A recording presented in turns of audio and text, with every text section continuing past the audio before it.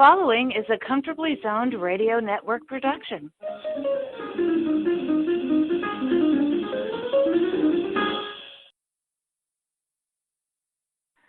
Thank you, Tally Olson. I am back, and you are comfortably zoned with me, the Zig Zag Man, in Alameda, California, right across the bay from San Francisco, and across the moat from Oakland. We are down by the lagoon today, as Archie Bunker today. Archie Bunker, incidentally, was a Queens boy, as I. He attended Newtown High School, and did I. And he grew up on the same streets in Jackson Heights. Don Rickles grew up in my neighborhood. Barney Rose grew up in my neighborhood. Boy, it's a great place to grow up. We're waiting for the guest. As everybody knows, I listen to audience. Are you with us, Rodney? Have you checked in? I am in. Good afternoon. Wow, okay, I'm waiting. As I was going to say, I speak to some of the most interesting people on the face of the earth on a regular basis, on the planet. I'm so excited about the life I lead, and I'm just a curious guy with a lot of stories to tell, a lot of memories and stories to tell. So this goes right along with them. My guest is Rodney Tafoya, and we are reacquainting after 30-some-odd years. How you doing, Rodney? 1989. I remember the day. It was exactly 1989, and it was up in someplace in Oregon. Boise. Boise, Idaho. Idaho, okay. And I was the TOPS representative, and had a surprise sprung on me that day. I wasn't prepared. All the contracts and the checks that I give out are prepared by TOPS, but they didn't have the team that you were playing for. And I had to quickly make an adjustment, fill out like 30 contracts in 15 minutes. And I got to meet you briefly. Tell me about the team that Mal Fishman put together. It wasn't a traditional, it was, you tell me about it. So I was in Wichita, Kansas, finishing up my business degree in college.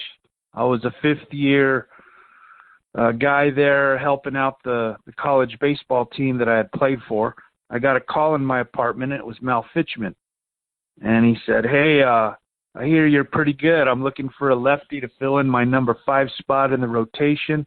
How would you like to come and try out for my new independent team up in Boise, Idaho, and fly you down to Ontario, California? I said, absolutely.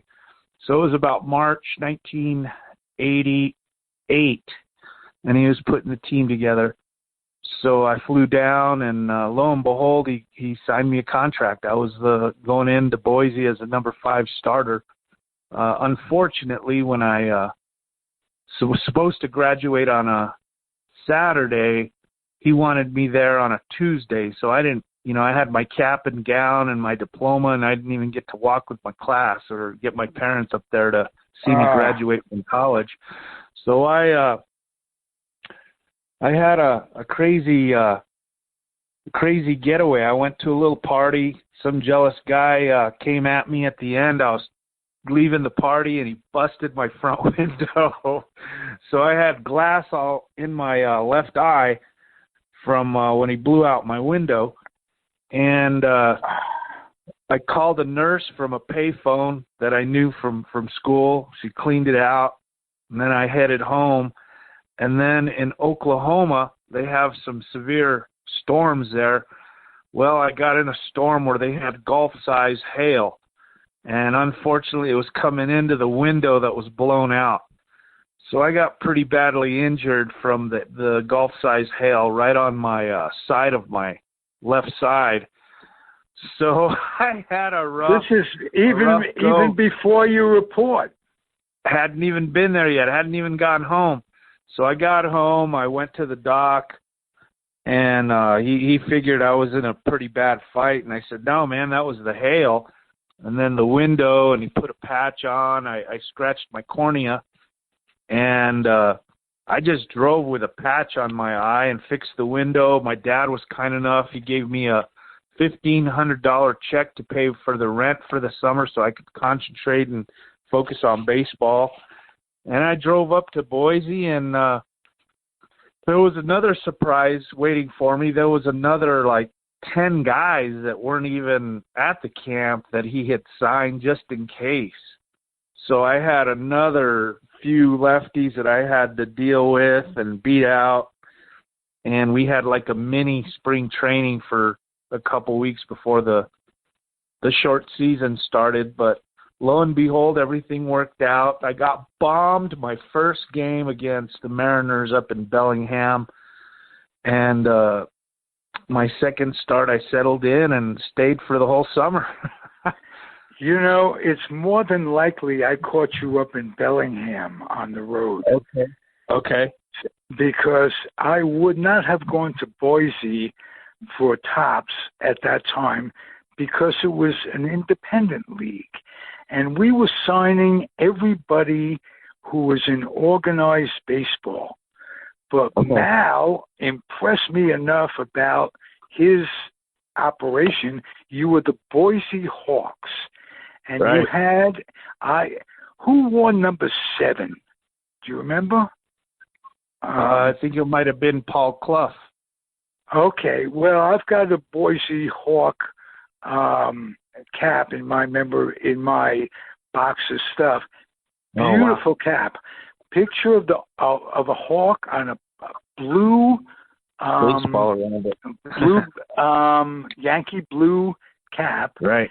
And I remember about Mal Fishman. He was a personal friend of Ed Kranepool, and I was a Mets fan. From the Mets.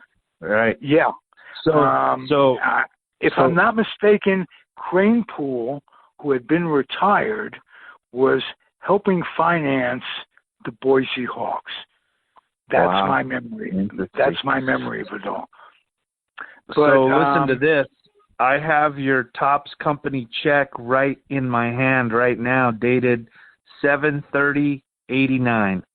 And there's scribbling at the bottom. It says R.M. Tycho through that scribble.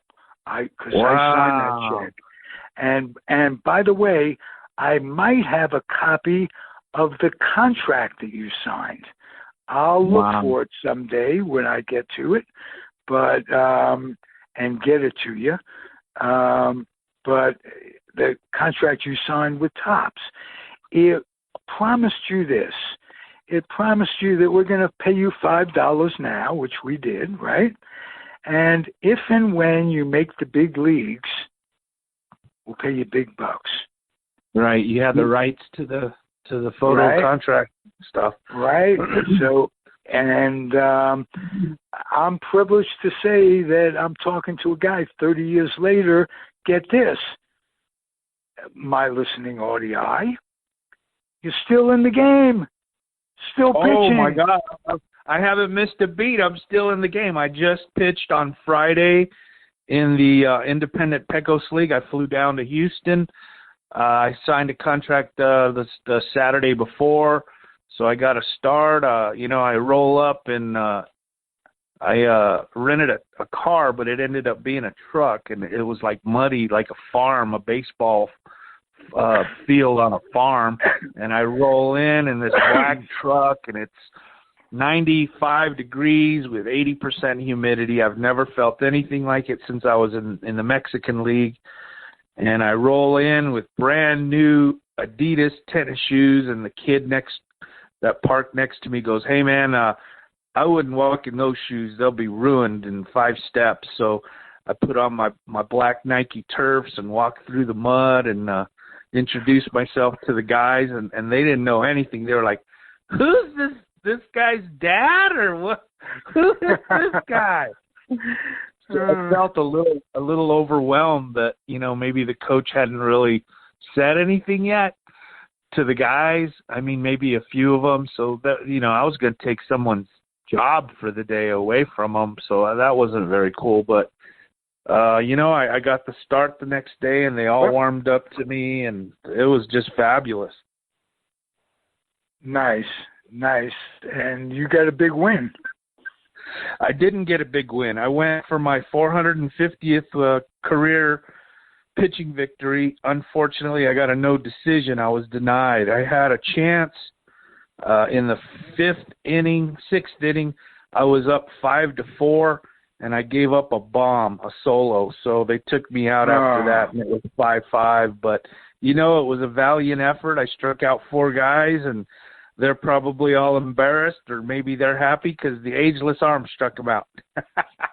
Hey, first of all, let me say this. You're what, 53? 56. 56. Okay.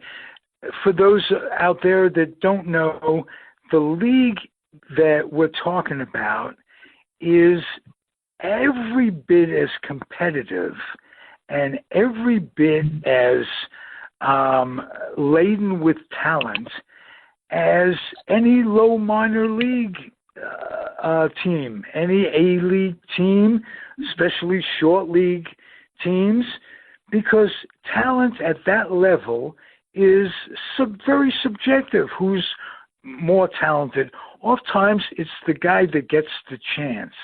It's the guy that isn't a quitter. And that be you, man. You're doing it all these years. I got to thank you for what you just said. Your 2 cents you just said was correct. I think the Pecos League, being the lower rung league in baseball right now, in independent baseball, gets a bad rap. And for those that think that, you're wrong. And let me explain. This was my 8th year in the league. I started in 2012. I've been fortunate enough to get different opportunities every year, and the league has just gotten better. So I have to bat in the 9-hole, and I have to face a 6'5" lefty that's wild. And I hear behind me they're announcing a game on the radio or whatever, and I hear 91, 92, and I'm like fearing for my life, Ralph. I mean, this guy threw a couple like right at my head, above it. Luckily, I walked, and I later scored to tie it up at 4. But, man, I thought, now it's time to walk away, well, while I'm still alive. It may just be. And what contributes to their increase in talent, your league and other independent leagues, is the way baseball is lowering their draft. Instead of drafting for 20, 30, 40, 50 rounds, they're drafting for about 5 or 6 rounds. They've given up on the minor league system as it is. They are, and the virus has a lot to do with it, but not all. So there's a lot of competition, a lot more competition to get into organized baseball. And You're right. And that lefty may be every bit as good as any lefty that whatever team you follow I totally agree. in their organization. So I'm so impressed with your story and our connect. I don't know if you know this or not. I am in the process of writing a book about my memoirs as the TOPS representative in the 80s and 90s and the podcast network that I produce. So your story, with your permission, will be in my book because I find what you're doing most admirable. Not quitting on your dream. It's all the things that I admire, all the things that are good about the country in which we live, that gives one the opportunity to go outside the box, which my generation, I grew up in the 50s, and my generation didn't allow that. So you're a step or two below mine, but you're up there, 56 years old. You've had a world of experience. So we're going to stay in touch, and you're going to get me, you're going to put on paper just what your experience is and has been, and it's going to be an additive to my book. The book is called Mary Jane is My Girlfriend, and Wow. And baseball is my mistress. Wow, that's awesome. Well, I appreciate the kind words. It's very nice. Yeah, and incidentally, you're very articulate. I hope you come back to the podcast just for the podcast's sake, let alone the book. I would love to, and I've got a book out. I've got a second book ready to go to print, and I've got possibly 2 others after it. So I'm excited for you about the book. Then you've told, your story has been told. I'll make reference to it, but I'll make reference to your book and not tell your story. That's awesome. That's terrific. Let's talk author to author. This is my first book, and I want to get an idea of your writing style. Do you write on a regular basis? Do you make an appointment with yourself to write a book? Every day at 9 o'clock, I'll write for 2 hours. Do you just write when the spirit hits you? And most importantly, how did you come to writing a book?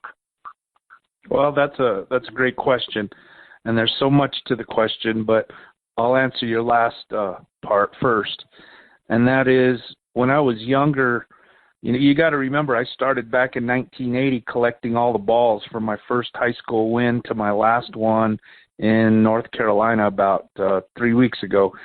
So all in all, I have 420 collected baseballs of the 449 victories. So when I met with my friends, we'd meet for a couple beers or hot dogs up in the mountains and just have a fire and just kind of talk. And at that time, I was like 25-ish, pitching for Boise, coming home after the season. And they'd say, hey, tell us a story. Because I played in Mexico. I played in AAA Mexico before that. And I started in Juarez, in one of the craziest towns in the whole world. So that's where I started. And I had a teammate in college that was from there, and he took me there for the summer to play. And I got scouted, and before you know it, I was playing AAA in the Mexican League. So my friends would say, tell us a story. And after years and years of meeting and stories, they said, you should write a book. So I decided to collect all the stories. I had over 100, and there was only so many chapters you could write in a book, before it was a novel. So I put I did it kind of age from age. I did it from like 2 years old when my brother tied my right arm behind my back and made me a left-handed pitcher all the way till I believe I was 40 years old. So I did a book in that time frame, and basically I just did it as the years went by, so it was all in order. And to answer your first question, it lives and thrives in my heart. That's what the passion's all about. And for some reason, like you said, I have a way to articulate my story because it's real passionate and real close to my heart. So I jot down stuff every day, and that's where I'm going to come up with 4 books, because I had a friend that worked for USA Today. He's written for several newspapers, most recently in Tucson, sports writer. and he's going to help me. He was one of my classmates in high school. He's going to help me and be my editor. And the next book, he said, should be How You Did It. So people, parents, kids, they want to know how a little 5'9" Hispanic kid from a small little town of Santa Fe with 70, 80,000 people conquered and went all over the world pitching, despite, being a minor league guy, a journeyman. And how did you do it? Like, how did you live?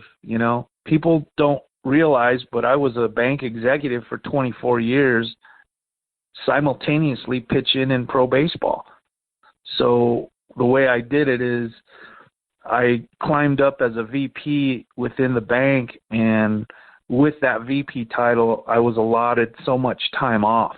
The last job I had 37 days off. Well, 37 days off for a 50-year-old guy, it is easy to pick and choose what trips you want to take and how much time you need, so you can only pitch like once or twice every week or every 2 weeks. So I just planned it very, very well throughout the year so I could pitch from January all the way to December. How did you transcend your baseball competitiveness to the business world? Very simple. A lot of businesses now are basically hiring people like Doug Flutie, people that played in the NFL, for commercials, to be advocates, to talk to employees of how to be winners, how to be goal-oriented, how to set goals, how to get to the goal, and all the steps needed. As an athlete, to win or to compete at a high level, you have to take different steps to win or to understand how to compete with competition. For me, at my age, I have to hike 10 miles a day, 60 miles a week. Since I started in October of last year, I've done over 2,000 miles. I've lost 30 pounds. I've sculpted my body up a little bit. So those things, you got to eat well. You got to have a training regimen. You got to get rest. You got to stay away from drugs. You got to stay away from booze. You got to stay away from crazy women, crazy nights, lifestyle. Good luck. I've done all that. Do the best you can. Write me a letter. You do the best you can. Write me a letter. Yeah. So that's how I'll say, can you top this? Never mind. Go ahead. I'm sorry I interrupted with the crazy woman. Yeah, thing. It's okay. It's just been a lifestyle. That's not okay. It's been a lifestyle. Okay. I never got married. I never had kids. I chose to make that my lifestyle, and that's what I wanted to do in life. You're a mentor to a lot of people, obviously, without even knowing how many. Who mentored you? You know what? My mom and dad. My dad fought in Normandy. My dad fought for his country. My mom was a woman's liberator in the 70s. She was from a small town. I was probably under 50. And she had a lot of dreams. She had a big heart with a lot of passion. She wanted to run her own business. She ran a nursing home. My father opened up the house that I live in. It was 1,500 square feet. He opened it up to 3,200 square feet. And my mom ran the business in the back of the house. And she had up to 10 elderly ladies that she took care of. Made a lot of money in the 70s. My dad worked 33 years at the scientific lab up in Los Alamos. I saw this firsthand as a kid. I learned love, dedication, the military style of, getting up fairly early, putting a hard day's work like my parents basically did for 40 years. And I learned their lifestyle, and I've kept it up, and it's now my lifestyle. So I think my parents were the people that inspired me. Well, you chose not to have children. Had you chosen to have a child or children, boy or girl, what would you pass on most that your dad taught you? Well, let me clarify. It's never too late to have kids, so I think there's still a chance for me. It's just a matter of meeting the right woman that's probably 20 years younger. There's nothing wrong with that. Still a possibility. Absolutely, and 20 years younger. Remember what W.C. Fields used to say? I'd rather have two girls of 22 than one of 44. Absolutely. Absolutely. But that notwithstanding, yes, or adoption. That's not. I'm sure. I like that idea as well. There are no. There are, as I said before, there are fewer restrictions in our generation today than there were when I grew up. So it can be done if you want to. So what are you going to pass on? 2 or 3 things? Well, my father didn't really like me being a baseball player. He thought it was a waste of time because he followed Major League Baseball very, very closely. He knew the Yankees. He knew Ted Williams, Joe DiMaggio. He was a big fan of those guys. He didn't really like me playing baseball. It did give me a full-ride scholarship and saved my parents quite a bit of money going to a private college and majoring in business management, etc. But I had to prove to my dad that I could do both, get a degree, get a career in business, and play baseball. So I think I'm still trying to prove that to my father, who's been passed away since '98. My mother, on the other hand, loved baseball. She loved reading about her son in the paper. She loved hearing stories and living vicariously through me on all my travels. But if I had 3 things that I could pass on, one would be find a passion in your life. You live so many years. It comes quick. It goes by quicker. Find a passion, whether it's running, fishing, reading, cooking, whatever it is. Find one and adore it and love it and get everything you can off it. The second thing would be never tell anyone they can't do something. Everything is possible. I live in a world of possibility, that's for sure, because I've basically all the naysayers and haters out there that said you could never do this, or this, you can't win 300 amateur games, you can't play pro ball at 47. I proved them all wrong, but you can't tell anyone, you can't measure someone's heart. Everybody has a different heart and passion to it. And the last thing is always dream. When you're a kid, as a parent, let them dream. Regardless of how crazy and far-fetched the dream is, let them dream, because you never know. There's kids that have wanted to be presidents. There's kids that wanted to be astronauts, and you know what? They did. I'll tell you what, if I had you as a father, as a kid, when I was struggling as a teenager, didn't like school, couldn't pay attention, this, that, and the other thing, my father says, what do you want to do? I said, I want to be the Yankee announcer. Wow. Someday. And he says, in his well-meaning way, you can't do that because you got to have security. You got to have business. You got to be and do something to make a living. You know how many people, his exact words, I can give you the dialect. Do you know how many people want to be the Yankee announcer? That's crazy. Phil Rizzuto. Well, how about that? But I may not have been the Yankee announcer with that dream, but I may have been a minor league announcer, and I'd have felt better about myself, knowing full well that he could have said anything, and it was my responsibility to follow through or not follow through. You're so right. What your 3 things to pass on really resonates with me, and you've been a terrific guest. Would you come back again? I would love it. This is up my alley. It's so fun. And you hit upon another word, fun. If it ain't fun, it shouldn't be getting done. That's right. I'll try to keep Johnny Cochran's memory out of this.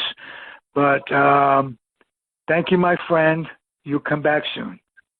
I look forward. Thank you for having me. Bye, Ralph. All right. And thank you for listening, everybody. I'm Ralph Tycho, Comfortably Zoned Radio Network. And my guest was surprisingly special. It was, as I say, everything is fun, but this was really special. Rodney Tafoya. Thank you again. Adios. The proceeding has been a Comfortably Zoned network production. You are advised to keep your dreams wet, your humor dry, your children and grandchildren out of military recruiting offices and off the laps of clerics who wear dresses. Thank you for listening, everyone. Happy trails.